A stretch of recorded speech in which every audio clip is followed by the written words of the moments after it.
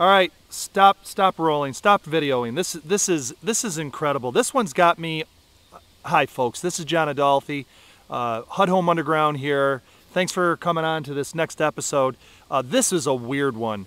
I mean, we're at 2542 County Route 176, just outside the city of Fulton, and what we've got here is a 1989 house on 1 acre of land. It's a raised ranch here, and HUD is asking $28,000 for this house. Now I want you to take a look at the neighborhood, and I'm asking you, because I have not been inside of this house yet, as I do 99.9% of the houses. I do not go inside, so you're seeing what I'm seeing. Already I can see that the roof is original, so it's 22 years old and it's going to need replacing. It doesn't mean necessarily it's leaking or that it can't go another year, but I can tell already that it's going to need to be replaced. But still, I mean, replacing that roof is going to run you somewhere between $4,000 to $6,000. All right, let's go inside. I can't believe they're asking 28. Uh-oh, there's something weird going on downstairs. Should we go downstairs to find out? Certainly there's been some water down there, but let's take a look at the best part first. Carpet is soiled, needs to be replaced. We need molding throughout the entire house to give it a finished look. It needs to be painted. They have spray painted the ceiling here, and I know why they have done it. The reason why they have done it is because there was mold, and they have either encapsulated. I don't know if they're using some sort of mold inhibitor paint or what, but I've seen this on another house before. Now, just because there was water down in the basement doesn't mean that's the end all. That's it with the house. You shouldn't consider it. Just want to let you know that you may want to bone up on mold abatement, and of course get thoroughly scared when you learn all the information there is about it. You're probably going to wish that you never had, because quite honestly, most houses in the Northeast like this do have mold lurking somewhere in some form or another. A lot do. I know my house does, and for the most part you live with it. It may or may not affect you because of the nature of the mold or because of who you are. But I just want to bring that to your attention, that these HUD homes, because they do turn off the electricity at times while it's going from owner to bank and then from bank to HUD, that there is going to be water in the basement, and sometimes that affects things.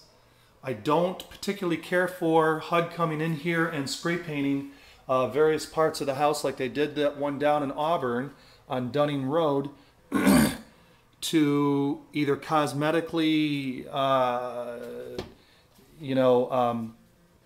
enhance, or if they're doing something I don't know about mold abatement, then that's something I need to bone up on. But for right now, that's something that they are doing. At least I've seen twice already, and I'm not crazy about it.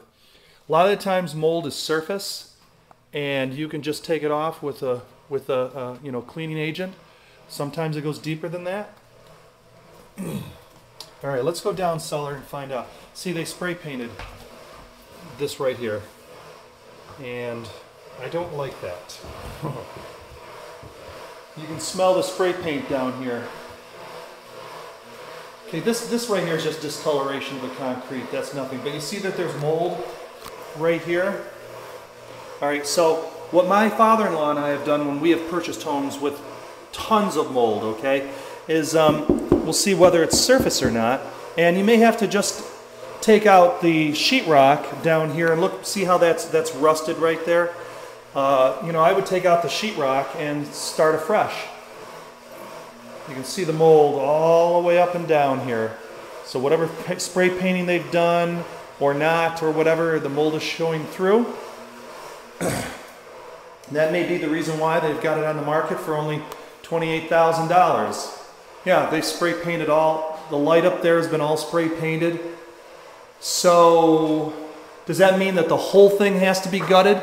Not necessarily, but what I would do is I would gut at least 4 feet up and then check. And if things are looking good as you are gutting this and looking here, you're not seeing anything behind it, any mold or evidence of it on the wood, then you could be good. If you do have to gut the whole thing, Purcell's Paint sells this mold inhibitor that they used down in Louisiana for when Katrina came through. They devised this stuff, and you spray it on with one of those round cylinder applicators, and then it kills the mold. And that's what we did on a couple of houses. I think this is just what you're hearing is the sump pump that should be turned off. There we go. That is one, and that can be remedied. You don't have to worry about that being on all the time. You've got the kitchen down here, and the kitchen cabinets are all gross. This is going to have to be gutted completely. That's the reason why the $28,000.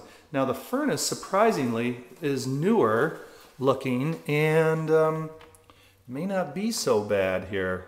I can see that the water got up about 10 inches. You can tell from there. So the water got up 10 inches. It may not have affected the mechanicals here in the furnace. So, that might be good. Might be good.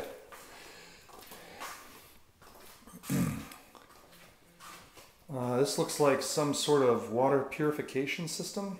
That is, I know what this is. I believe this is a reserve tank for water, which means that the well may not be pumping out a lot of water.